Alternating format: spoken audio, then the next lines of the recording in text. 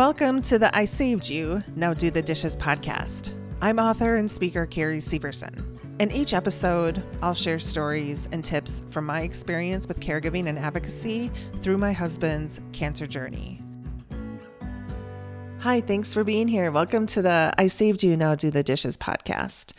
So the last I left you, we were exploring what it's like to file complaints against healthcare professionals.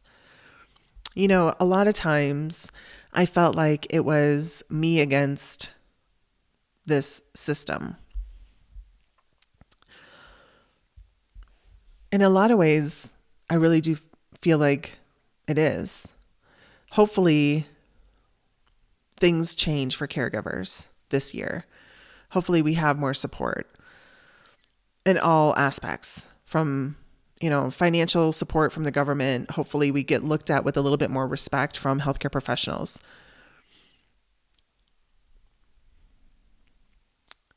I didn't regret filing complaints. It was something that had to happen. That night, there was a patient advocate volunteer. She was cleaning the floors. I didn't sleep at all that night. I stayed at the hospital and I tried to sleep in the recliner, but it's uncomfortable. I didn't sleep. Gavin was gratefully passed out. They had taken him off the really strong drip painkiller that's 10 times more potent than morphine to allow his body to sort of shift, because this day they were going to put him on fentanyl, and they were putting him on 75 milligrams of fentanyl, 2 different patches. So I'm talking to the patient advocate volunteer, and she's like, "So how's it going?" And I told her about, the day before and what had to happen. And she's like, "Before the shift change, make sure you tell the charge nurse. The charge nurse is the big boss person here. She runs this town. If she says so-and-so is not allowed on the floor, they're not getting on the floor. Make sure you tell the charge nurse." And she's like, "You did right by your patient. Your patient has patient rights, and you did the right thing." And she's like, "If you haven't read the Miranda or the memorial or whatever it's called about your patient rights, be sure to check it out. It's in the hospital's website." I hadn't. I didn't even realize we had patient rights until I was sitting across from the patient advocate representative that was explaining what was happening and what was violating Gavin's rights as a patient. He was not being treated fairly. He was not being treated kindly, and that was against his rights. So if you are a caregiver and you've never explored your patient rights, be sure to check it out. It should be on whatever hospital network you're with. So 6 a.m., this woman comes back to the room, and this time she's got the charge nurse with her. And I guess I was tired of having to talk about it. I was apprehensive. I didn't want to make any big of a deal about it. I just wanted to move on. So I tell the charge nurse everything that happened. And she reiterates the fact that I'm doing good. I'm working, doing everything that she would do if she were an advocate. And again, she mentions patient rights. It's a big thing. Great. I feel really good about it. So I see the shift change happen. I introduce myself to another nurse, grateful the same one isn't there. And this one I really like. Like, she's really bubbly. She calls Gavin honey. She's very sweet. I exhale. I know we're going to have a different experience. The first thing that she notices is that Gavin has, his arms are puffy, and it's because they left in the ER department, actually put in a new injection site for some of the drugs or something, and they left the actual port in his arm, and it was getting infected. So the first thing she did was take it out, and she wrapped it, and she's like, "There's no need for this. He doesn't need this." And she's like, "I'll make sure it's clear, but if they have a problem with it, they can talk to me about it." And I'm like, good. I feel good about this. I go downstairs, I get coffee, I come back for rounds, I have a conversation with the doctor. And, Gavin went through the night. His fever was manageable. He was moving in the right direction in terms of feeding. Everything was going in the right direction. They were worried about pneumonia.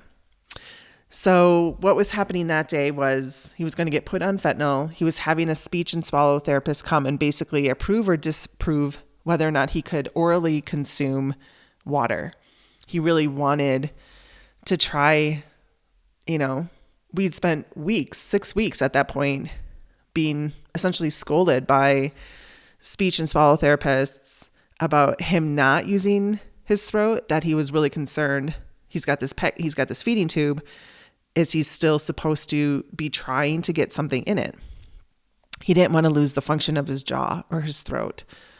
So somebody was coming by to essentially approve or disapprove him using it.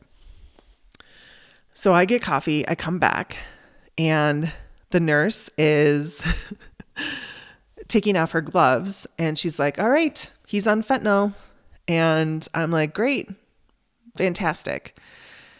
I sit down, I recline the chair. She comes racing back in the room, puts on new gloves, rips off the fentanyl patches, and flushes them down the toilet. And she doesn't say anything to me. And I'm like, he's not on fentanyl anymore? And she goes, no.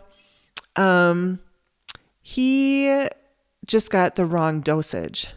And she said it in a really weird way. And again, my intuition goes off. My spidey sense is crawling up my back. I'm like, why did he get the wrong dose?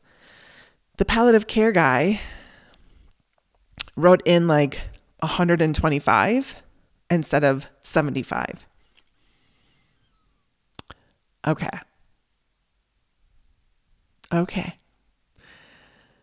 All right, people, listen up. I'm tired. You know what I mean? I don't want to have to look at everything you're doing. But if you're trying to kill him, I'm going to have to micromanage.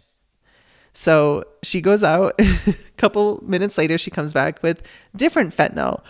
I come out of the chair. I walk over to her and I'm like, I'm sorry, but do you mind if I, and she goes, absolutely. And she holds up the 2 patches for me to see and read. And I'm like, okay, math, girl math. Got it.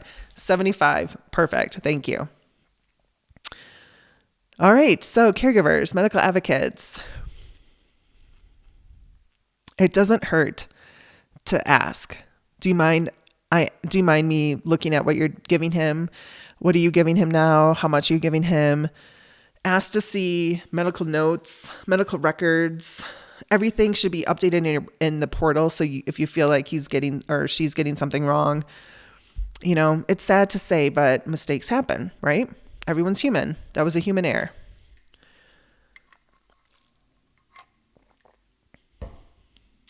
But I checked just in case. So Gavin goes down Gavin is scheduled for radiation that day. And after he gets put on the right fentanyl dose, I meet this beautiful, bright, bubbly, really friendly PA. And she introduces herself and I kind of stop her and I'm like, wait, so are you our new PA? And she goes, yes, I'm terribly sorry for your experience. I'm here to make your life easy.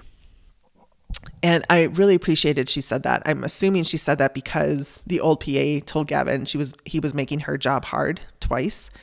So I appreciated that. She's like, I'm here to make your job easy. And she goes, the first thing I'm going to give him is liquid anti-anxiety to get him back on radiation. And I celebrated and I laughed and I clapped and I was like, liquid anti-anxiety came at like 8 a.m. the next day. I'm like, was this hard for you to get? And she goes, no, not at all. It's actually stored in the storage room. I'm like, see, I knew that woman was full of shit. So Gavin is prescribed liquid anti-anxiety medication 30 minutes before radiation.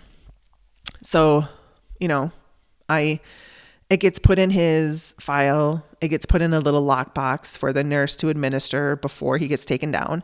And I'm like, okay, before we leave, I need you to write a prescription so that we walk out of this place with a big old vial of that stuff, because he'll need it for the rest of his treatments. And at this point, he still had like 14 sessions left. And because he was having trouble actually doing radiation at the hospital, his end date kept getting pushed back. So now we're looking at the middle of March before this thing was really going to end. So she pushes anti-anxiety. He goes down for radiation. He comes back up. His head's like basically on his lap. I'm taking time in the quiet room. I move furniture around in the quiet room so I can lay down on the ground and put my feet up on the wall. I pray the floor is clean. I'm pretty sure it is, because I was talking to the woman who was like cleaning the floors the day before. I'm sure she mentioned the quiet room. I'm sure she cleaned it. I'm looking for like dust bunnies or spiders or like knots of hair. Don't see anything. So I lay down. I put my feet up on the wall and I stretch. Took care of myself. It felt really nice.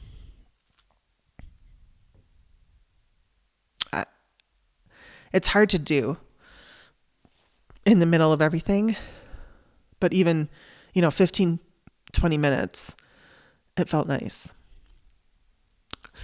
So Gavin's off the really strong drugs. Fentanyl is working. He's in less pain. He's alert in the afternoon. And the speech and swallow therapist comes over to basically check to see if he can take, small sips of liquid. And the only way to really test that is for him to do it. So we're all standing in this little tiny space next to his sink in his room. And she hands him a little Dixie cup full of water. And she's like, I want you to take the smallest sip and then swallow hard. Let me see you do it. And he does it, and his eyes practically bug out of his head. And we're looking at each other in the mirror, and I'm shaking my head, and I'm like, nope. And the speech and swallow therapist says, yeah, no, I'm sorry. Your vocal cords are so wet. I'm so worried you're going to get pneumonia. You can't swallow anything. And he hands her back the Dixie cup, and he goes, I agree. But it still didn't make it an easy thing for him to accept. He had so much stripped away from him. He's not the same person. He's not in any of the same environment. His life is not anything remotely close to what it was. And now, he had one more thing taken from him. He can't eat, and now he can't drink anything. I mean, everything had to go through the feeding tube. So he climbs back in bed. It's pretty, it's getting later in the day. He falls asleep. I turn on like a superhero movie. I go get myself something to eat. I come back up. He's still sleeping. He wakes up. He puts on the same superhero movie, not knowing that I had it on for him before. And I can't help but think we're getting closer to him having to come home. And I don't want him at home. I can't imagine doing all this by myself. Anti-anxiety, fentanyl, oxy, gabapentin, liquid or magic mouthwash, crushing up pills, flushing with water. Not to mention formula, which I still didn't really have a grasp of. I'm like looking at this bag that's hanging from this machine. And a woman gave me a piece of paper. But that was it. It's crazy how much changes and how fast it changes. It was the end of February. He had started 6 weeks before.